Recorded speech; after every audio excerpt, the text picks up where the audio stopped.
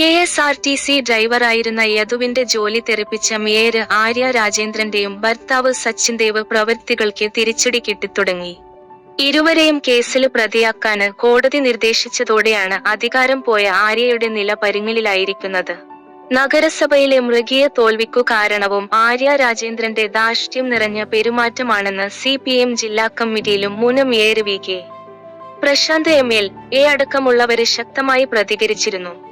യദുവിനെതിരെ ആര്യയും ഭർത്താവും ബന്ധുവും എടുത്ത നീതിക്കു നിരക്കാത്ത നടപടികള് ഇന്നലെ വരെ പാർട്ടിക്ക് ശരിയായി തോന്നിയെങ്കില് ഇന്ന് ആ നിലപാടില് മാറ്റം വന്നിട്ടുണ്ട്. പക്ഷേ ആ മാറ്റം വരുമ്പോൾ കോർപ്പറേഷന് തന്നെ കയ്യിൽ നിന്ന് പോയി എന്നതാണ് വസ്തുത.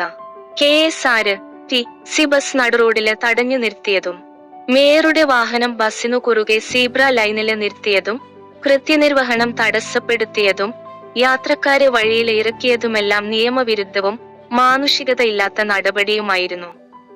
തലസ്ഥാനത്തിന്റെ മേയർ ചെയ്യാന് പാടില്ലാത്ത നടപടി. സ്വന്തം നഗരത്തില് ഭീകരാന്തരീക്ഷം സൃഷ്ടിച്ച മേയറാണ് ആര്യ രാജേന്ദ്രന്.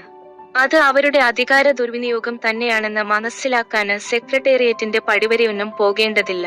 എന്നിട്ട് കേസെടുത്ത പോലീസിന്റെ നടപടികൾ എത്ര മോശമായിരുന്നു.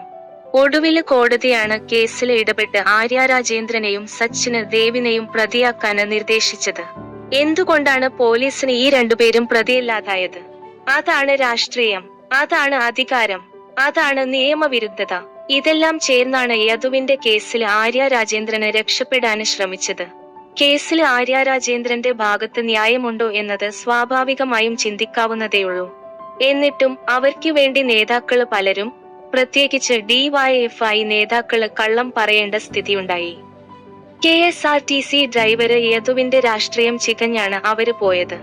ആരുടെ ഭാഗത്താണ് ശരിയെന്നല്ല നോക്കിയത്. സംഭവിച്ചതെന്താണ്?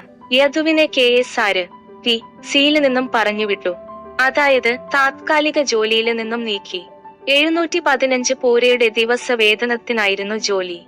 അന്നം മുടക്കിക്കളഞ്ഞു എന്നാണ് യദു മാധ്യമങ്ങളോട് പറഞ്ഞത്.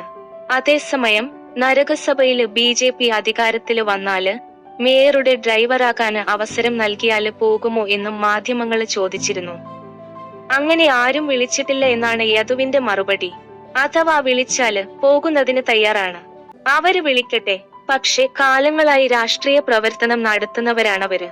അവർക്ക് ഡ്രൈവർമാരുണ്ടാകും. അവരെ തഴഞ്ഞിട്ട് എനിക്ക് ജോലി തരുമോ? ഒരാളുടെ കഞ്ഞിക്കുടി മുട്ടിച്ചിട്ട് എനിക്ക് ജോലി വേണ്ട. അല്ലാതെ തൂക്കാനോ തുടക്കാനോ ഒക്കെ ജോലി തന്നാല് സന്തോഷത്തോടെ പോയി ചെയ്യുമെന്നും യദു പറയുന്നു. യദുവിന്റെ ഈ വാക്കുകൾ ഇപ്പോൾ വൈറലാണ്. തന്റെ കഞ്ഞിയില് മണ്ണുവാരിയിട്ട് ആര്യക്കെതിരെ ഏതറ്റം വരെയും പോകുമെന്നു പറയുമ്പോൾ തന്നെ മറ്റൊരാളുടെ കഞ്ഞിക്കുടി മുട്ടിച്ചിട്ട് ജോലി വേണ്ടെന്നുമാണ് യദു പറഞ്ഞത്.